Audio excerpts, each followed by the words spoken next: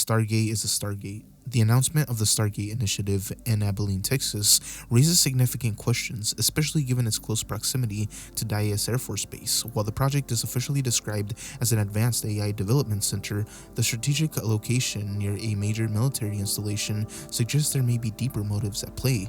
Military bases are often involved in classified research and operations, and the connection here points to the possibility of preparing for something far more significant than AI advancements alone. It seems plausible that this site could be a key hub for managing and potentially hosting the first official encounter with extraterrestrial life. Additionally, the term Stargate itself is loaded with implications that evokes the ideas of interdimensional travel, advanced technology, and communication beyond Earth, a curious choice for a project that is supposedly only about AI. Given the increasing transparency about UFO sightings and government acknowledgement of unexplained aerial phenomena in recent years, it's reasonable to wonder if the Stargate initiative is laying the groundwork for controlled, deliberate contact with beings from beyond our planet. If such an encounter were to occur, a site like Abilene Central, relatively remote and militarily secure, would be an ideal location for such an event. Information overdose syndrome. The United States regime has perfected the arts of information warfare, not to inform, but to overwhelm. Every day, Americans are bombarded with a relentless flood of news, scandals, cultural conflicts, and political outrages, so much that the mind cannot process it all. This is not a side effect of the digital age, it is the strategy. By drowning the public in an unceasing storm of narratives, they ensure that people either become numb to reality or are so emotionally reactive that they waste their energy on performative outrage, arguing online, protesting symbolic issues, or obsessing over distractions. Meanwhile, beneath the chaos, truly massive shifts in power, wealth, and governance unfold largely unnoticed. The trick is simple: manufacture endless controversy so people are too overstimulated to recognize the real transformation happening around them. While Americans fight over identity politics, social media feuds, and partisan theatrics, unprecedented corporate consolidation, financial restructuring, and global strategic maneuvers are reshaping the very structure of the nation. The real generational laws change quietly, institutions are repurposed, and freedoms dissolve in the background, but no one can focus long enough to see the full picture, because by the time they do, another crisis, another headline, another urgent issue has already hijacked their attention. 2025 Final Solution. Relatively new to the sub, so I'm not sure if this has been addressed before, but here it goes. I think the wealthy elites genuinely think they're smarter and better fit for leadership than everyone else. Instead of building a better world and shifting industry towards clean energy, they're actively aiming for population control. If they kill enough people, that should, in their minds, reduce carbon footprints enough to justify that insane amount of energy used by AI. Also, forced/free manual labor allows them to keep the undesirables alive in the most bare minimum conditions, limiting the footprint of individual households. Of course, this is sick and fucked up beyond comprehension to a normal human, but they see this as the only compromise to solve an issue without cutting profits. I don't know, just spitballing. Obama wasn't the Antichrist, but maybe another is. Is it just me, or does anyone else remember during Obama's first run in term, the conspiracy theories calling him the Antichrist, and all those saying that the Antichrist would come from Africa? My fuzzy memory seems to think all the details they used to frame him seem to fit another better. Perhaps the Antichrist did come from Africa and rose to take over the United States. Unfortunately, they jumped the gun and tried to chase down a birth certificate to make it fit. But our own Mr. Musk fits a heck of a lot better. I'm no theologian, but some quick searches has me slightly concerned that I may be onto something. Has anyone else looked into this or have any more info? I like this one. Musk would fit a covert Antichrist rise to control the biggest institution in the world. Has anyone ever thought? Since Ashton Kutcher is being linked to Diddy, his parties, etc., Ashton had a girlfriend who was murdered in the Hollywood Hills, and he was at her house, claimed he saw something that he believed was red wine spilled on the floor. It was the blood of his dead girlfriend, but he left and went to a party, was not really investigated for any involvement, and his life went on. He was with Brittany Murphy. They broke up, and she married Simon. Then she died of pneumonia, just like Kim Porter. Then Simon dies of pneumonia a year later. Wendy Williams has just been diagnosed with dementia, the same dementia that Bruce Willis has been diagnosed with. Bruce Willis was married to Demi Moore for years before Ashton and her got married. Do you think it's a coincidence that Wendy and Diddy had a problem? Now she is incapacitated. Bruce has the same kind of dementia. Big red flags over here. Ashton is in deep with this, I think. Dkane TikTok pred. Known for his flamboyant and a short-tempered personality. Come on. You're kind of lucky I'm even talking to you right now. Usually I pay people to talk to me. Did you just hear what he said? He said, usually I pay people to talk to me. Dkane is well known as the lil bro guy on TikTok. Yeah, you ain't gonna tense up on me, lil bro. Sporting wannabe gangster tattoos, he claims to be part of the MS-13 gang, or at least he insinuates that with a 13 tattoo on the middle of his forehead. The jokes write themselves. Me walking somewhere and you were behind me, you would see a big 13 on the back of my neck, and you already know what type of timing I'm on. I mean, you got your chain snatched. Obviously, you weren't on no timing. You was on some real timing. You would have swung with that ankle monitor. Actually, one of the greatest moments in his TikTok career was when he was finally tested on this matter to see if he was actually a gangster, and it was utterly humiliating, making me almost feel sorry for the guy the way that he got punked. Go ahead, bro. Are you gonna give me my phone? Go ahead. I don't need to call you, but you gonna give me my security? I'll give you a reason to call security. Go ahead, call right now. Are you gonna give me my shit? Right now, nigga, call security. Call security right fucking now, nigga. Why do you keep talking to me, bro? Do something already. Nigga, stop waiting for you to hit us. I'm gonna give you a reason fucking to you, nigga. Nigga, I'm on ankle monitor. Go with you. That fucker can walk out before it's. Give me my chain, bro. On the way, nigga. Hurry up, give me my chain. Nigga, unless you want to do it my people, so we ain't give a fuck if you want ankle monitor. Get the fuck away from me, bro. That is until you learn about his dirty little secret. He is a potential runner-up for a To Catch a Predator cameo. Can you have a seat over in that chair, please? As exposed in multiple screenshots and testimonies, and he pulls it all off by using his little guy energy. In actuality, Dkane is not a troubled 15-year-old kid that got tattoos too young. Though his TikTok image may fool you, he is actually a 23-year-old man, chatting up teen girls on TikTok lives and through other mediums. Starting off as a thirst trapper, not surprising, he would quickly gain followers because of his interesting appearance. Adorned in the finest tattoos, he was the easy bait for Lalo to make fun of, so he started to go viral off those clips as well, which led to his success on the platform. But not all success is positive, as many of his followers would simply bully him in the comments, roasting him all throughout his lives, and basically putting Dkane on the defense every time he interacted with another person on TikTok. Sooner or later, someone who knew him was bound to speak out, and it happened to be his ex-girlfriend who spilled everything. Apparently, Dkane was not really a gangster. Part of the MS-13 gang, he didn't even have any real ops. So what did he do with all this pent-up anger? He unleashed it on his partners and on his own grandmother and grandfather, stabbing them. His ex would also reveal the reason why she finally left him, finding that Dkane was texting a 14-year-old girl and begging her for feet pics, and in another case, her underwear. Not to mention that his ex was 16 years old when they began dating, when he was allegedly around 20 years old. All his relationships with minors, she began to feel uncomfortable. Not surprising, he didn't even react or respond when confronted about this and all the allegations. No wonder Dkane's always trying to be all freaky at the club, getting up on these like young girls. You're weird, Dkane, bro. I thought you were different, bro. I thought you was a real member on the guys. You don't even be banging for the set, bro. Like you into these young girls, you tripping. And a freshman girl, that's a freshman. Yeah. That literally just became a freshman. And his 23-year-old ass was asking her for feet pictures. He's a midget that's psycho. He beats not only on females, he beats on his grandparents actually too. His grandma. The abuelito? Yeah, those charges, he says, oh, look at my charges. 2 of those charges are from his grandma and his grandpa for stabbing them. Dkane is how old by chance? 23. Okay, Mr. Confuso, 23. And then by chance, how old are you looking at right now?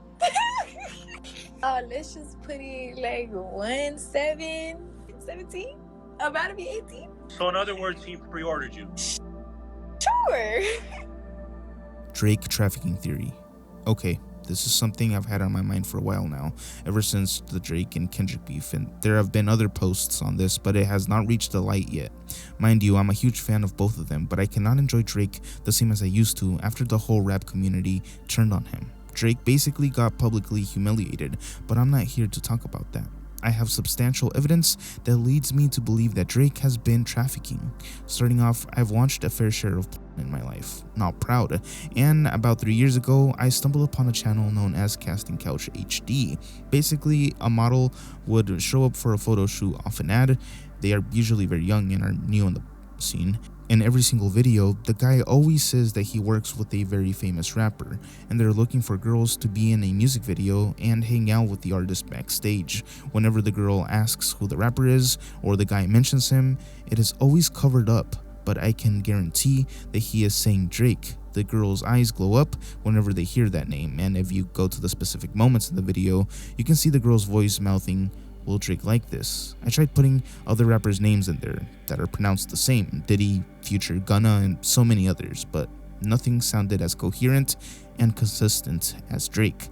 Now, I believe the guy in these videos having sex with the girls is Drake's longtime friend Baka Not Nice, who you may have heard of in Not Like Us. Now, the only inconsistency here is that the guy in the video tends to be chubbier, and he does not sound like Baka. Baka Not Nice. He has been Drake's shooter for a while before he got locked up, and he has also been found guilty of sex trafficking, which matches up with what is going on in this particular casting couch, because these girls are never actually in any rap video or anything, but they are willing to take the chance because they're young and pretty, and Drake could change their life. V12, that's a fast one, Kendrick Lamar says. V12 is the company that owns Casting Couch HD and its video girls. I had also heard that the company had arranged for private flights and transportations, but take this with a grain of salt because there is not much evidence backing that up.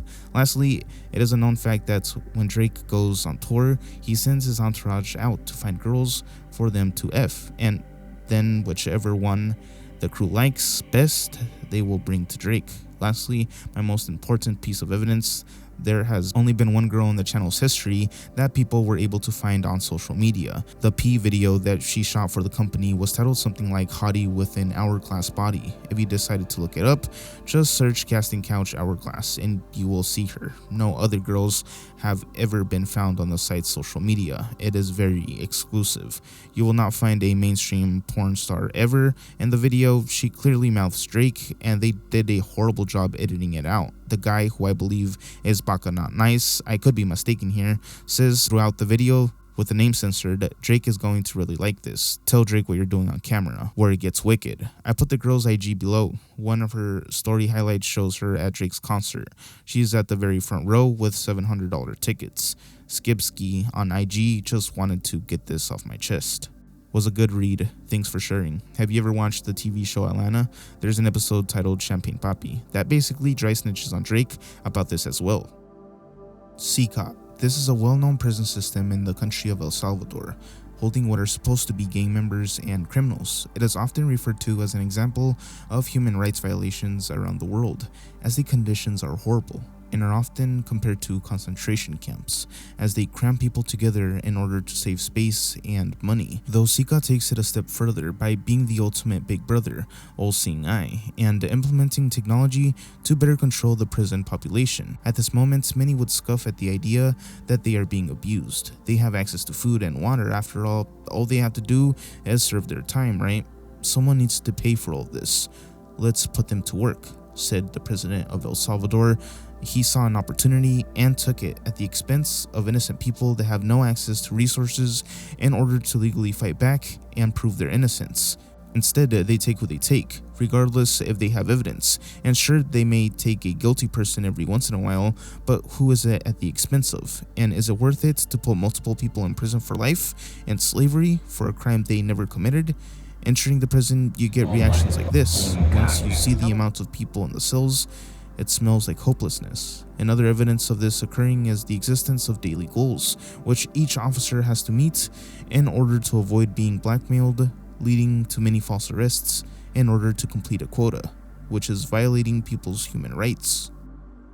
Lenscap Productions, aka Mr. Anime, a very ordinary looking YouTuber. You wouldn't give him a second glance. This guy uploaded videos onto the internet where he would review anime using a very modest MacBook camera. Trey Eric Sisler would rant to his heart's content about the recent anime he watched and gave his opinions on the matter, also creating funny skits every now and then. Soon enough, he was popular in the niche and had the respect of his viewers. Posting regularly, gaining notoriety on YouTube, he seemed happy and fulfilled. Strangely, his content did seem to get slightly darker as time went on, although this could have simply been a push to more edgier humor, something that would soon become very popular on the site. Another thing to note is that in his final videos, many comments point out that he sounds very drunk, claiming that he is speaking very slow and sometimes even slurring his words. Comparing his older to newer content, you can definitely tell the difference, even going as far as describing himself as a NEET, standing for not in employment, education, or training, fighting with his parents constantly, mainly his dad, leading to tension in the household. At one point, he began posting his Facebook that his family's pet rabbit had gone missing, but in reality, he had simply let it run off, kicking it out the house, amongst other accusations from those around him that he would abuse animals, sometimes even killing them for fun. Everything seemed normal, or at least normal to him at that time, until he would release the video in which he would announce that he was taking a break from YouTube for a short time, though saying that he acknowledged that he was at his career's peak. Soon after, his true plan would come to fruition. Instead of working at his supposed new job in the firm industry, which was a lie, he would use the time to get wasted and plan out a shooting that he wanted to be the talk of the nation. Later finding that he was a big fan of mass shooters, unsurprisingly, admiring them. Ultimately, this led to him finally wanting to act out his thoughts, taking out his mother, Rhonda, first, then going after his brother Mark after, due to his brother rushing in to see what the loud bang was. Finally, Lawton, his dad, frightened by the loud noises and still in bed, yelled out for his family, alerting Trey to his location in his parents' bedroom and ending his father's life. Mark being the only one to survive the first ordeal, he crawled to the bathroom and locked the door, only to soon be caught by his own brother and getting shot once again, this time passing away, ending the life of all his family pets as well, writing on the walls about how guilty he was and that he really did love his family. And when caught trying to stay at a friend's house, he would confess to everything he had done, stating how it could have been worse, as he had attempted a mass shooting, but then backed out at the last second while parked outside Walter Junior High.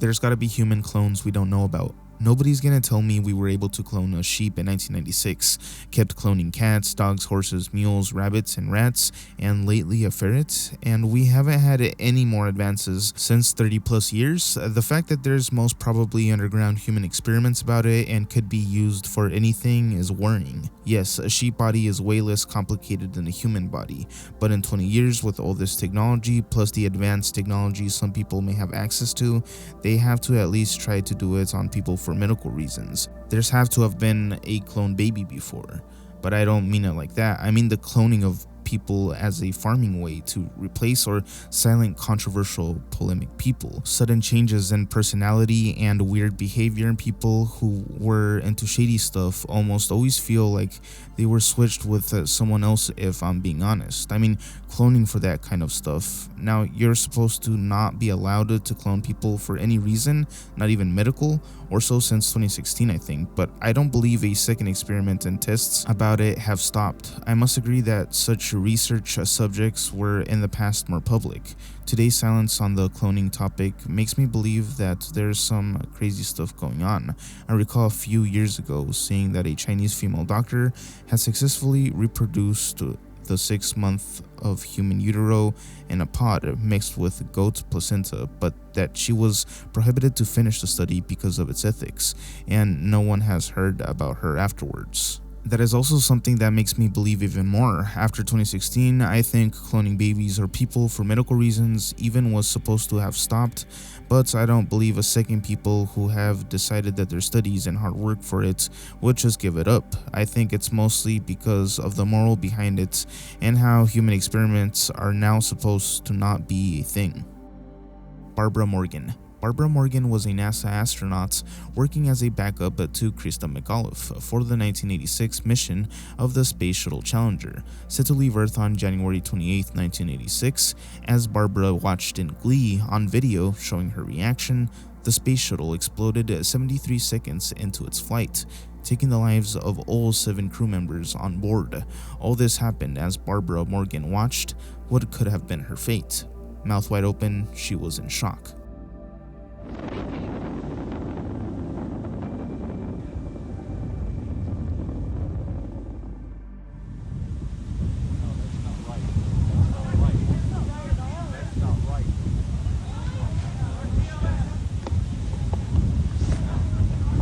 Get down.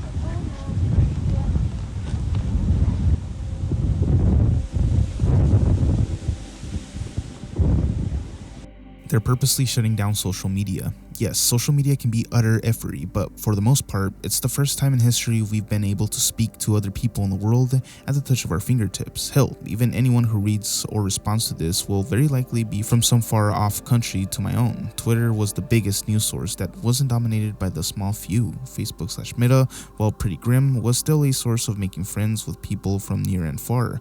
I read that people are wondering why Meta would want to implement AI friends, and I felt the answer was obvious: to get people off the sites. If people don't know if who they're talking to is real or not, they're likely not going to use it. I've seen that TikTok is being banned in the States. Why? It stops Americans from seeing how other people live, and they don't want citizens to be connecting dots, no matter whether it's to do with the entire planet being governed by 2,800 billionaires and becoming aware of that, or if other countries are thriving because of communist ideals such as public healthcare, free universities, etc. While social media has had its times of being shit, for the most part, all I see is people connecting with others on a large scale that they couldn't have done ever before without it. It's direct access to real people with real lived experiences, not just propaganda forced via the news like in times past. I also want to say that this propaganda fuels the opinions that aren't even inherently ours, that our countries and people are specific stereotypes when they aren't. All the 1% are actually doing is telling on themselves because they're referring to the 1% competition of that country, not its citizens. It's the new wave of divide and conquer, and it's not working. People have disappeared from Twitter, so where did they move to? TikTok? That's soon to be banned. Then what? Meta? That's going to be full of AI bots. And then where? There isn't any other social media really except for here, and even then algorithms push certain subs above others, and there's the theory that it's already flooded with bots anyways. So yeah, that's my theory based on a lot of pattern recognition and questioning the motive behind the decisions they're making. TLDR, they're trying to reduce the class consciousness and connection with large groups of people who are just like us to ensure capitalism keeps up pace. I think our phones secretly take pictures. So my iPhone's back camera doesn't really work. It does, but it vibrates and makes this rattling noise when you try to take a picture. Other people probably know what I'm referring to, but a lot of times when I step into the bathroom, I will hear the rattle noise once, even though my phone is locked and on the counter, telling me that it's trying to use the camera. But why? Why would it need to do anything to the camera when the phone is off? Anyone else experience this, or do y'all think I'm probably just a little crazy? The reason that college in the United States is so expensive might be to get more people in the military. There was a time where I wanted to see any conspiracy theories about the college/university system in America, since it's a controversial thing anyway, lol. I came across a small text, I think it was from BuzzFeed, that stated that the reason why college tuition in the United States is so high, it's so that more people can join the military. Think about it. I'm pretty sure, in my opinion, that a good 40 to 50% of young people who join the military are doing it so they could avoid a student debt and have a good paying job right away. Not saying all no offense. However, if college were to be free or cheap, people would not want to join the military, and with the fact that the United States is known for really acknowledging their military, it could really hurt them. And so that's a probable reason as to why college tuition is raised other than inflation and such, because even though we have some of the richest and biggest colleges ever, they still charging us $80K to $100K for a bachelor's degree. Anyone agree? Does anyone else have any conspiracy theories about college? Because I'm a junior college student that might be a low-key college hater, but I'm not trying to encourage people to drop out. Now this is a real conspiracy theory.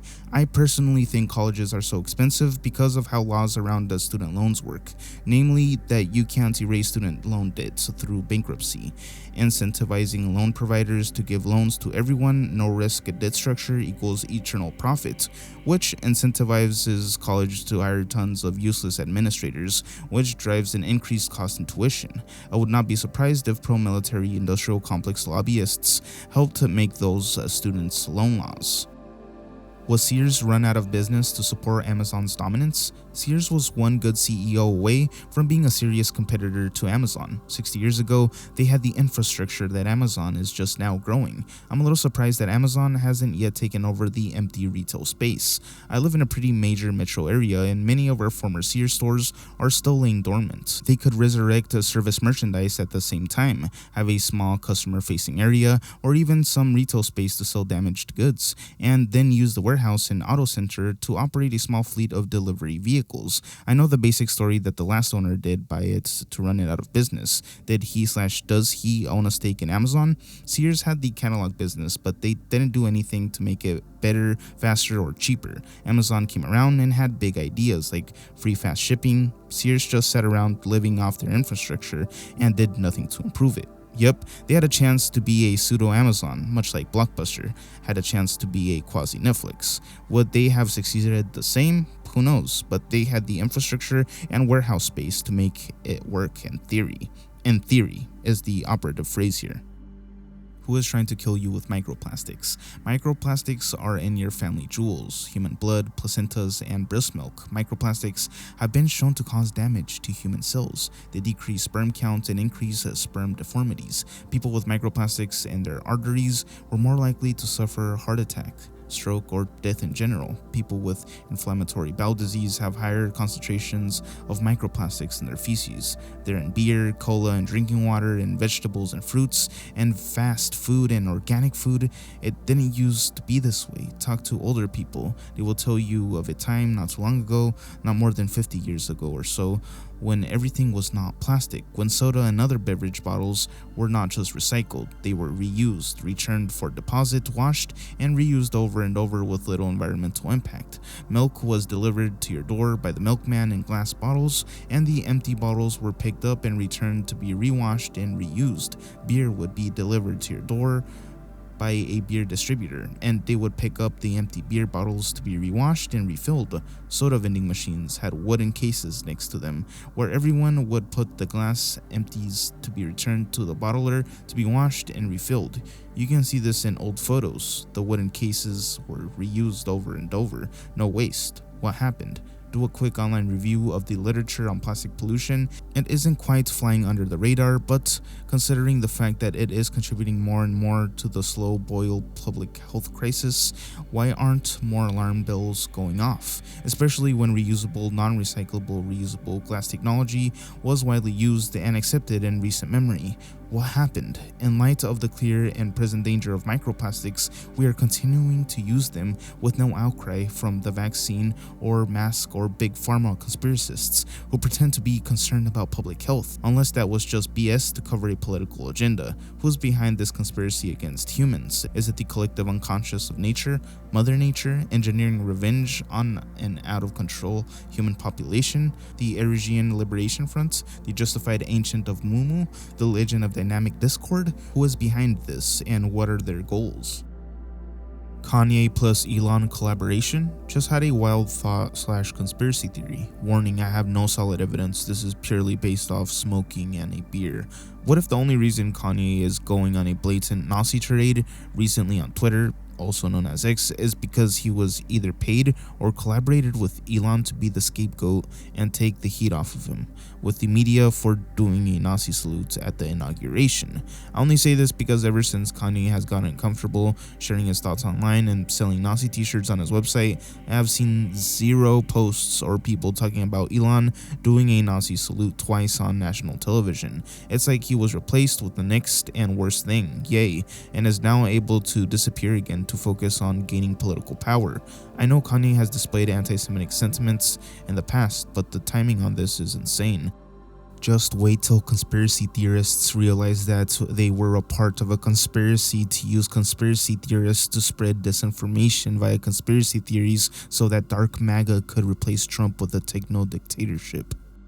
Tariffs are for the 1% planned globalization. So I've been thinking, these tariffs aren't for anything but the richest to profit immensely off of. Everyone else will have to foot the bill. They have an opportunity to price gouge astronomically. You know full well these companies will come up with more reasons to increase prices even more on top of the tariff percentages. What if all of this is intended? What if the powers at play don't care about the future of America or its people or any border or anyone? What if they are beginning the new world order, or at least their world order? Every action taken lately seems to correlate these implications. I hear people talking and trying to make objective, logical sense of all this, but we will only waste time this way because there is no logic behind these actions they are taking, only chaos for personal gain. Even if they aren't ushering in a new world order, all of this is leading the majority of us down some dark days, my friends, leading to my other theory. This is their final solution, targeting the weak and lesser populations and purging us however they can, as blatantly as they can. This is only the beginning. This is identical to a fascist final solution. Think about it. What if our lives were a loop? Since our brain still processes our memories 8 minutes after death, what if we were in those 8 minutes experiencing everything without memory again, like a dream? It would feel like years, like a dream that feels longer than it should, which maybe explains why deja vu happens, because we've already experienced it before without noticing. Then when we die in that 8 minutes, it happens again when we experience life again, therefore making the loop of our life. I know this might not make sense, but it's just what I think what might happen after death. I overdosed back in 2013 and was pretty much dead, but was revived, and the deja vu that I get is so crazy and it happens all the time. OP might be onto something, like people I've never met before know me like we've been friends forever. It's definitely weird, and it's called the circle of life as well. Maybe we're stuck in a loop. The biggest conspiracy. Mankind has forgotten ancient knowledge. The human body, mind, and consciousness is more fantastical and powerful than we know it to be currently, and its development is being stunted. Now, I know that extraordinary claims require extraordinary evidence, so in this post, I'm trying to make an argument not to prove this claim, but to show that it is worthy of considering. I'm also just briefly going over each section because I'm trying to connect this to our history as a species. I might make a separate post for each topic. One point I just want to make before I bring some evidence is that there are thousands of videos of random people doing acts that seem to defy the laws of physics as we know it, but in this age of internet, they are all disregarded because they are assumed to be fake. At what point is there too many for us to start looking deeper into smart, educated people that risk their reputation by making wild claims? Remote viewing has been statistically given some validation through statistical means, and here's a video of the professor of statistics at UC Irvine speaking on this validation in controlled environments. There has also been CIA-funded projects into remote viewing, which Russell Targ can be seen talking about here. There's much more on this, but that'll be another post. 1 in 3 people claim to have had a psychic experience. Everybody has these experiences that science really can't explain. When a mom gets a gut feeling and calls her son to find out that he was in a crash, or when you are thinking of someone and they call you randomly, I hear these stories all the time and they are always brushed aside. How do we know we aren't doing ourselves a disservice by not investigating such claims? For example, here, it is so interwoven into our society that we just know certain things or have a feeling about things that we shouldn't even know, that nobody bats an eye. And for those who speak on the Randy Challenge, here's someone who I thought did a good video of him. And even Princeton did a study on the effects of the mind on outcomes, and they concluded with the human/machine anomalies. We conducted thousands of experiments with millions of trials along these lines. Overall, the result was that there were small but consistent shifts in the means of these output distributions that could not be attributed to chance. There are many experiments that show that the mind has an effect on matter. Quantum mechanics, I know this is quoted for the strangest claims, but it belongs here, also could validate telekinesis and other mind-matter interactions. So here is where the road gets rocky. Many people have doubted the validity of our version of human development. Why are there maps that show the coastline of Antarctica before we had the technology to do so? Why do the pyramids get less complex as time goes? Why are there the same depictions throughout the ancient civilizations that were separated by large oceans which suggested connectivity? Why do so many indigenous cultures speak of quote-unquote gods coming down and teaching them knowledge on how to farm, etc.? Why is there no depictions of the pyramids and Egyptian hieroglyphics and drawings? Why are there so many inconsistencies with the timing of the pyramids? This and much more backs up Graham Hancock's theory that we are a species with amnesia, that we were hit with a comet which took us out of the Ice Age and into the Younger Dryas period. This Younger Dryas period was apocalyptical to a level that's hard to even comprehend. The whole of our past was marked by floods, fires, and many changes that our planet went over. The people that survived from the past civilization tried to restart civilization again by going to groups of hunters and gatherers and teaching them agriculture and help them build Göbekli Tepe. The restart of civilization then mainly failed because it did not take us back to our true past, but it gave us a boost in our civilization. How is it that we, with all our knowledge today, we cannot truly figure out how the pyramids were built before we even used the wheel? How is there so little acknowledgement that the pyramids have electromagnetic properties? What if our ancient ancestors had knowledge that is lost to us now? Knowledge that allowed them to utilize these psychic skills in order to have a society that didn't require money, but still allowed them to build grand structures, which allowed them to move stones that weighed each 2 tons across vast distances. Could it be possible that we were once a great civilization, but one that knew each individual to be powerful? One that was in tune with nature so much that we never felt the need to cut down forests or build cities? Maybe at that point then hits with the comet which caused the Younger Dryas period, which restarted humanity's progress. After this, humanity had infinite paths to venture on, and we chose the one that's brought along the Industrial Revolution and the killing of our planet's lungs. I know there are many gaps and leaps in this theory, but I just wanted to have a discussion on this because it's been on my mind. One more thing, if this field interests you, here's one more video from a documentary. Just this video alone makes you wonder, what if we are missing something vital in our medical practices? Qigong is an ancient practice that claims that there is energy flowing through us at all times. There has been even a woman who was studied who can speed up the growth of a seed through qi. So this makes you wonder, what are we missing in our agricultural practices which have become artificial?